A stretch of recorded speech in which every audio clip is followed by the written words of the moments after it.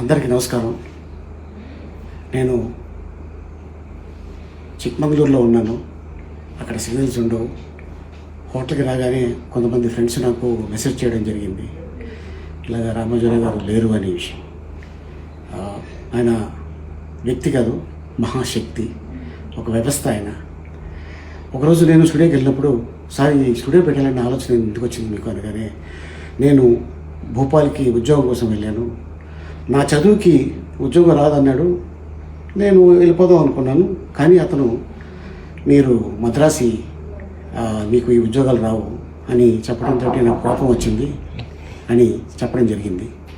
So దాంతో ఆ కోపమే వారిని ఈరోజు ఇంత మహా వ్యక్తి శక్తిగా మార్చింది.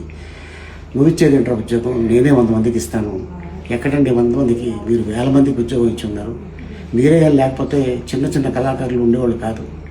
సో ఈ రోజున వారు మన మధ్యన లేకపోయినా ఎప్పుడు మన గుండెల్లో, మన మనసులో ఎప్పుడూ ఉంటారు. ఈనాడు పేపర్ చూసినా రామోజీరావు గుర్తుకొస్తారు, ఈటీవీ చూసినా రామోజీరావు గుర్తుకొస్తారు, ప్రజాపక్షాలు చూసినా రామోజీరావు గుర్తుకొస్తారు. ఇలా ఎన్నో. సో ఏది ఏదైనా ఈ రోజున మన మధ్యన వారు లేకపోవడం నిజంగా చాలా బాధాకరం. వారి కుటుంబ సభ్యులకి నా ప్రగాఢ సానుభూతి తెలుపుతున్నాను. నమస్తే.